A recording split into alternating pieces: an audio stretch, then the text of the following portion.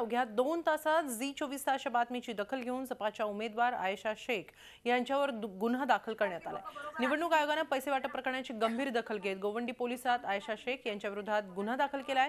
दुपारी 12च्या सुमारास गोवंडीत प्रभाग क्रमांक 140 मध्ये समाजवादी पक्षाचे उमेदवार शेख आयशा पैसे वाटत असतानाचा व्हिडिओ झी24 तासवर आम्ही प्रसारित केला होता। त्यानंतर तातडीने आयोगाने त्याची दखल घेऊन कारवाई करण्याचे आदेश दिले होते। या व्हिडिओमध्ये देवदर्शनासाठी एका ग्रुपला त्यांनी 15,000 रुपये देत असतानाचा व्हिडिओ आहे। पाहूया या व्हिडिओमध्ये नेमकं काय आहे। चर्चा करा आणि चर्चा करून एक डिसाइड करा की आपले मत कुठे पण वाया जायला नको आणि तुम्ही जे शब्द सांगितला मी माझ्याकडून जे होते देवासाठी मी तुमचा प्रवास सुखदेव हो आणि तुम्ही या सर्वजण मुला बाळांना व्यवस्थित घेऊन जा, व्यवस्थित आणा, सगळ्यांनी व्यवस्थित जा आणि आरामशीर या सगळेजण माझ्या शुभेच्छा तुमच्या बरोबर आहे आणि जे तुम्ही सांगितलं मी थोडंफार करून देते माझ्यातर्फे। देवासाठी 15,000 रुपये देते आहे आणि तुम्ही तुमच्या शब्दाला कायम राहा, मी माझ्या शब्दाला कायम राहील। तुमचा परवा चांगला हो अशा शुभेच्छा देते।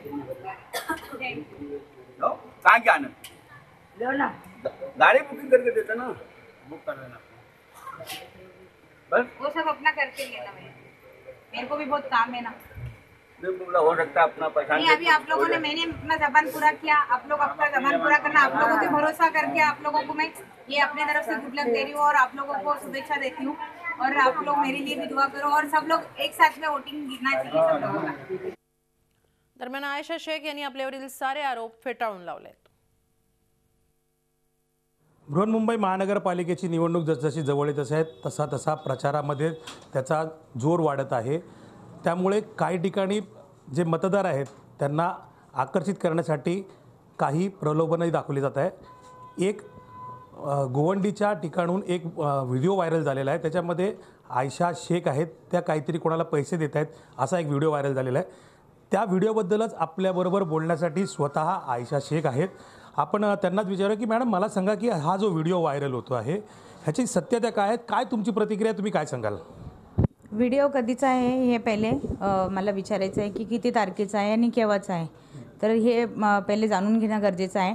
आणि मी 15 वर्षापासून 10 वर्ष शिवाजीनगरला नगरसेविका होते आणि बऱ्याच वर्षापासून मी जनतेमध्ये वावरते आणि जनतेचे प्रश्न सोडवायचा प्रयत्न करते। हा व्हिडिओ जो व्हायरल होलाय हा कधीच असू शकतो किंवा तुम्हाला काय वाटतं, काय सांगाल?